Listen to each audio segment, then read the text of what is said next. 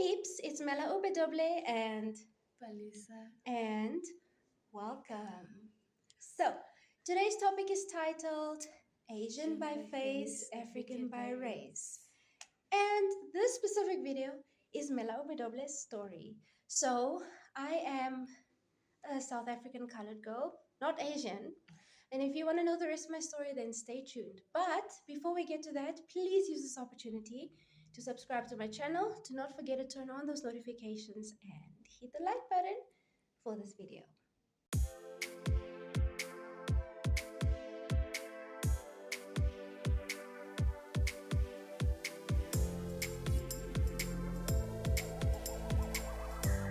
Okay, peeps, so this is the part where I start with my story. All right, so as you guys know, I am a South African colored girl. Both of my parents are colored as well. Um, both are Afrikaans, so I am essentially an Afrikaans girl raised in an Afrikaans home. I was born here in Bloemfontein in the military hospital, and I went schooling here. So I'm still going schooling here because I'm currently now in university, still in Bloemfontein. So I've never really moved. And yes, I'm very fluent in Afrikaans. I just speak English a lot. So I guess, yeah. But I think, I don't know if this is weird, but I feel like I've changed. My look has changed over the years. Like when I was a child, I think until I was 4 years old, I had blonde hair. Like it was honey blonde. Like you know that yellow type of blonde, the golden one? Golden honey blonde. I had that type of hair. I don't know how and why, Wow. but I had that color hair, and then it just changed and it went black after that. I looked, I don't know, I feel like I looked similar, but people could see I was a colored girl, and I was very cheeky, and I just, when I was a child, I just spoke Afrikaans. I couldn't speak English. I was just strictly Afrikaans. Ik wou nie Engels praat nie, ek was net Afrikaans die hele tyd, and then I also went to an Afrikaans pre-primary school, and I was with a lot of white kids there, and I didn't really get any weird treatment. People were just normal with me. People played with me. I loved playing, especially animism, trying to form imaginary friends and speak for objects and create my own narratives with things around me and with things. So I used to do that type of thing, especially with dolls as well. I would also like speak for them, and I'd make this whole storyline of how they have to wake up and get ready for the day and go to work and party after that. I always had that type of storyline, and even then I spoke in Afrikaans. I would speak for the characters, and I do that. And I was very creative as well. I used to love coloring in. I loved pretty things and cute things. So it was normal, and everyone interacted with me, so it wasn't weird or anything. And then we went to an English primary school, and then I had to adjust and start speaking English now, and it was weird. I couldn't speak English. Imagine going from Afrikaans to English. I sounded like I was speaking a broken language. It was. It was. My sentence constructions were really off, and I couldn't really communicate. There was this once when I had a crush like on someone at the age of 6. I had a crush on this cute guy. I think he was like 8 or something. And I didn't know English at the time. And then he tried to speak to me, and I was so rude. I was so rude, and I didn't know that I was rude because I didn't know English at the time. So he said something, I don't even remember what he said. And then I said, "Leave me alone." I thought it was just a normal response, but it was actually rude. But I said that. And then they had to teach me, no, you don't say that to people, it's rude. And I don't know, I just started adjusting to English more. And I just used to be a light-skinned girl. That's all, like we were with so many people. We were also in a multiracial school, and I was just a very pale girl in school. But nobody actually treated me weirdly or anything. It was just like that. And then I changed schools in grade six, 6 and 7. I changed schools, but it was the same thing, multiracial. And I used to wear a lot of pigtails. Like my mom used to pleat my hair a lot. So people knew me as that pale girl with the pleats in her hair. And I wore ribbons here and there. It wasn't a big thing at the time, but yeah, I was just that type of child. And as I got older, I became more English, as the years went by. It was more prominent in high school because I had a very good English teacher, and he challenged us a lot in terms of vocabulary and creative writing and just becoming imaginative with words and text and writing. So I became more English, and my Afrikaans was starting to slack off. And that's how people also started getting my ethnicity wrong, because now I sound very English, so it's hard to figure out, okay, this is an Afrikaans girl, she's colored. No, she looks Asian, but now I have like full hair in a way, so people can kind of see something is off here. This doesn't look fully Asian. That's how people would judge me. And then um, they would think I'm half Asian, half colored, and it's always been like that for years. Um, and then I don't know, for some reason. They thought I Yeah. was Blackanese or Blackanese, Blasian, yes. So like half Asian, half black. Yes. They thought the same thing with me too, like half colored, half Asian. And they would always ask me, do you have someone Asian in your family? One of your parents? They would usually think my mom is colored and my dad is Asian. I don't know why. For me, they think my dad was Asian and then my mom was black. Same thing with me. We have the same situation. I don't know why, but why is the mom the one that's like the African? Why is that? I don't get that. How does that work? Why is that? And but yeah. I think the dad. You know what I think it is though, in terms of the dad. I think the father is usually the one with a strong blood. So if you have certain qualities, like your predominant qualities, maybe they would associate that with your dad's features. Yeah. And they would think, okay, you're Asian because of your dad, but you have some African blood in you, so your mom must be the reason for that. I think maybe that's the reason. I don't know. I look more like my mom than my dad. Really? Same here. Same here. I even have my mom's body, and I have my mom's eyes. Yeah, my mom is more light skinned than my dad. Even though both my parents are darker than me, I look more like my mom. So, I don't know. That stereotype doesn't work. The thing of thinking, okay, the dad is the reason why we're Asian. I love those. Normally, we take more after the mom than the dad. Yeah, totally. And then, even the hairstyles I wore in high school. Like there was a time when I used to cut a fringe for myself, like bangs, and then it made me look even more Asian. And then people thought I was Chinese, and I also had an accent like I do now. And then people would still they would really get my ethnicity wrong. I think also because of the hairstyles. It's a thing of I came from before I went to a school, a boarding school, right? Yeah. And you speak English all the time. But then I was coming from a predominantly black school where we spoke home languages all the time. So now I was getting used to now speaking English all the time. And then from the boarding school, I spoke English almost like 99% of the time.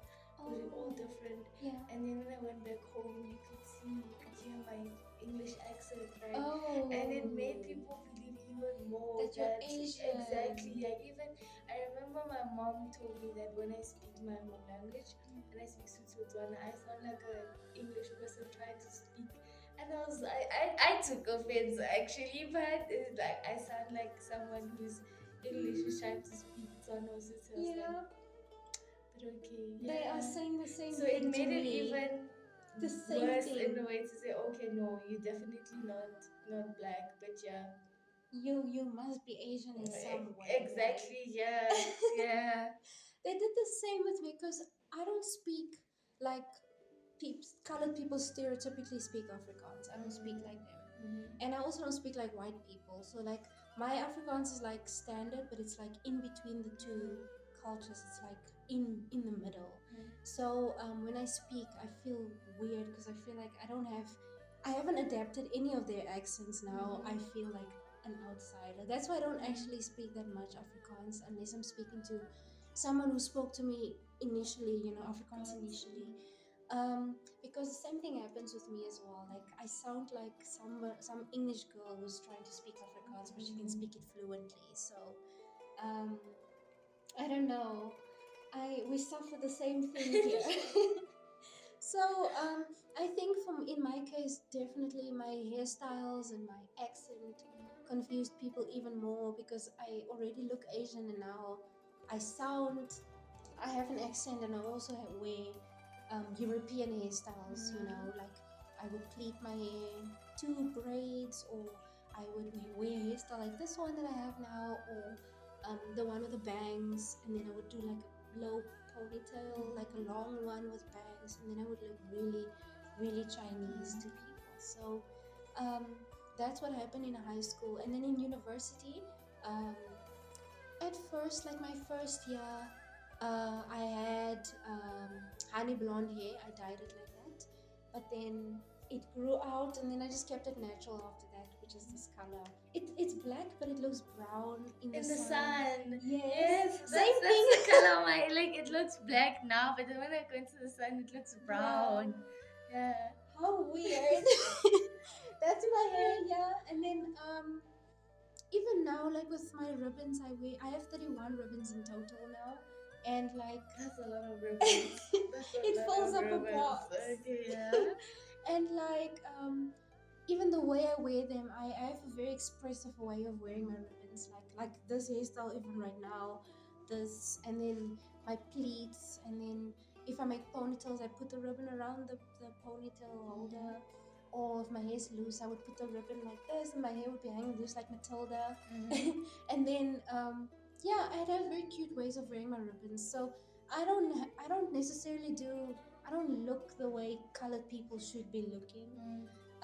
So that also confuses people even more. But because of the fact that my hair is a little frizzy sometimes, a little full, people can see, okay, there's some form of relation to coloredness, but I'm still Asian in some way. That's how it is now in university. So yeah, I just wanna maybe teach you a little something in Afrikaans. Okay. But I feel like you can speak it. Afrikaans. I feel like I she did can. Afrikaans in high school. Then we must do a sentence, not greetings, because you passed that point.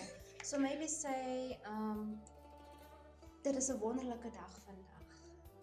Oh, it's a wonderful day today. Okay. You know, you see, she knows the language. Must I say it? Okay, my Afrikaans accent sounds a bit funny. So, okay, wait. Dit is 'n wonderlike dag vandag. Okay. There we go. Okay, that's good. That's good. I just wanted you to say something in my language. But yeah, I think I think that despite the fact that people get the ethnicity wrong, at least they are nice and they're approaching And they approach, yeah. 90% of them. Yeah. And they are very interactive, so at least that's one good thing I can say about this racial mistake, I would say. Sorry, more Racial like mistake. it's like a combination of a long line of genes. Let me just say that. Ooh, Just yeah. you understand? Because Yeah. it's But you know what my situation actually is? The reason why why I have this distinct look is not because I don't think it has anything to do with people in previous generations in my family, but I think I have features from all over the family right now, like my grandmother's hair, my mom's eyes, my mom's body, my other grandmother's complexion, my dad's upper legs. I don't know, because he was very sporty and everything. My mom's feet, my aunt's fingernails or something. But like I have like features here and there from all over both sides of the family. My personality is more from my mom's side of the family because they're very jokey and weird and all of that.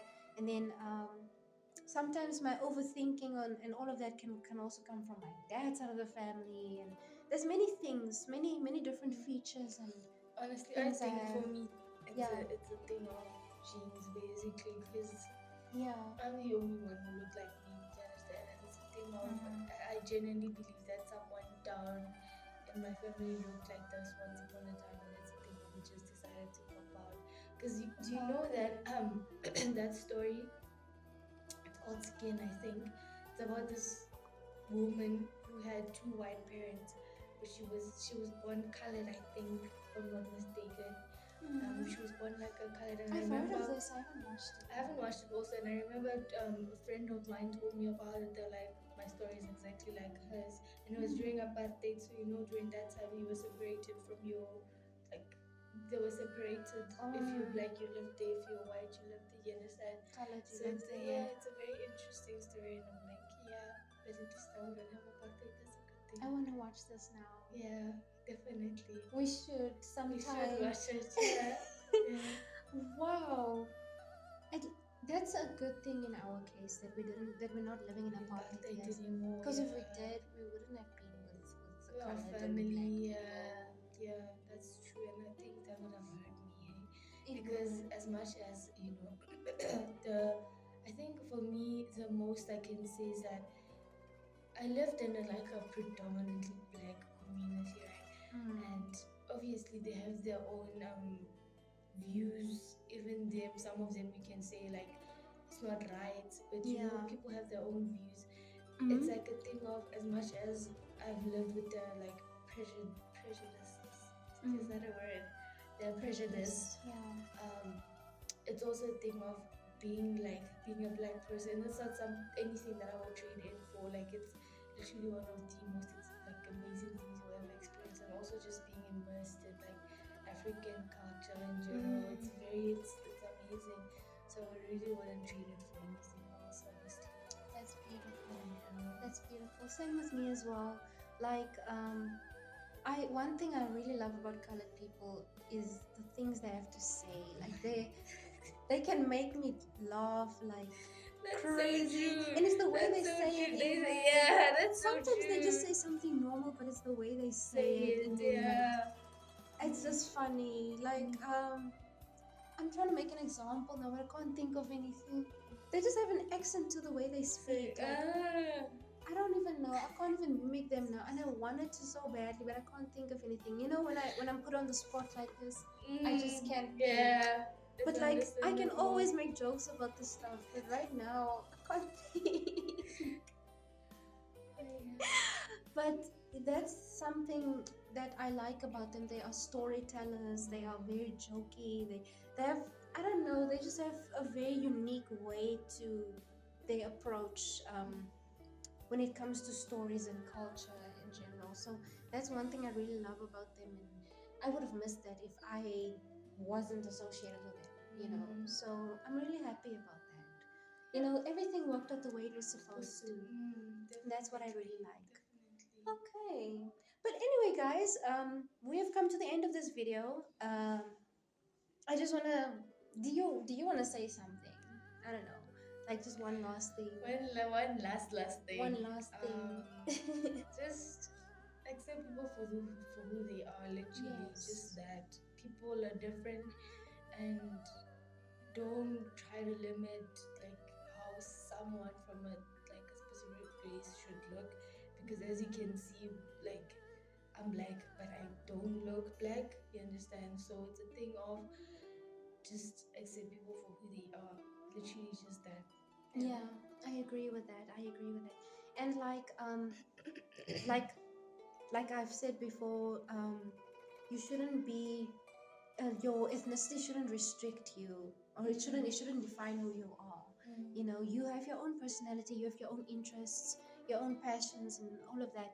You do your own thing. Like for example, me, I'm doing art, and um, the type of art I do and the type of music I listen to is not, it's not stereotypically what colored people usually do, because that's the stereotype. But I do it because this is who I am, and I express myself through that. So take it from that. Like, just do what you enjoy and be yourself. Don't Definitely, be yeah. restricted to your background or the way people perceive you and your ethnicity. So yeah, I think that's very good, and you guys should totally take that to mind. But yeah, thank you so much for this discussion today. I had fun telling you guys my story and doing the same thing with Palisa as Yeah. well. And I hope that you guys also embrace who you are and don't forget who you are. Okay. But Mhm. until then, I'll see y'all in the next video. Dudes. Bye.